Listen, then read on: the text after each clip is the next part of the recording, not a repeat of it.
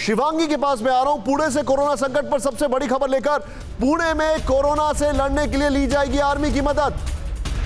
पुणे में बढ़ते केस को देखते हुए प्रशासन ने मांगी मदद।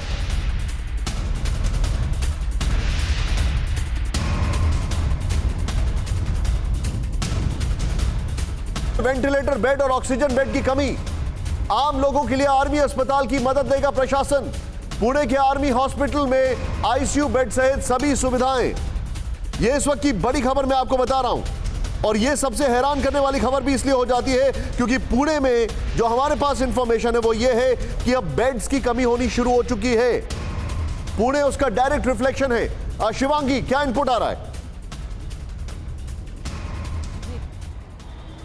देखिए निशांत, इतिहास एक बार फिर से अपने आप को दोहरा रहा है और हॉटस्पॉट बना हुआ था पुणे, उसके बाद मुंबई, वही हाल एक बार फिर से है। पुणे में कल भी हमने तस्वीरें देखी, वेंटिलेटर नहीं था जिसकी वजह से काफ़ी परेशानी हो रही थी।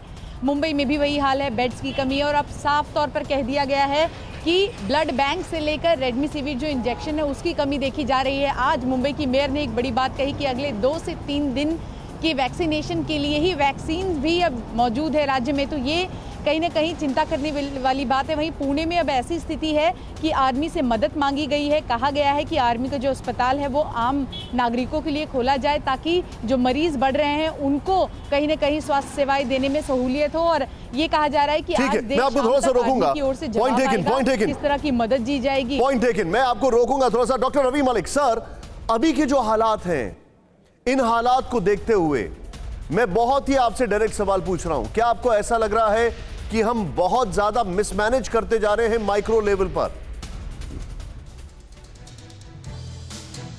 बिल्कुल निशांत जी, मैं आपको 2-3 चीजें 2 मिनट लूंगा, बताना चाहूंगा। आज हमारे देश ने 1,15,000 का आंकड़ा टच कर दिया है, जो कि जब से पैंडेमिक हुआ अभी तक इतना बड़ा आंकड़ा नहीं आया हमारे सामने।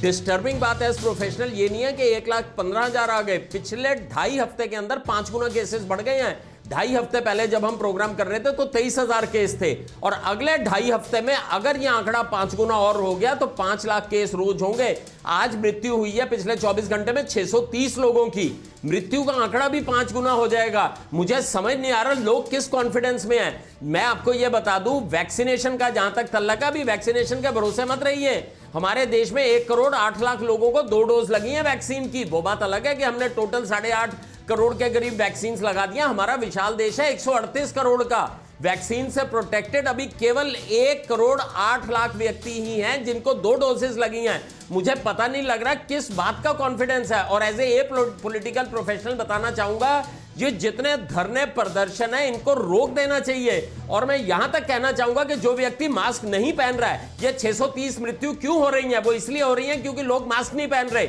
जो व्यक्ति मास्क ना पहन के नेग्लिजेंस करके दूसरों की मृत्यु कर रहा है उसके खिलाफ प्रोसिक्यूशन होनी चाहिए।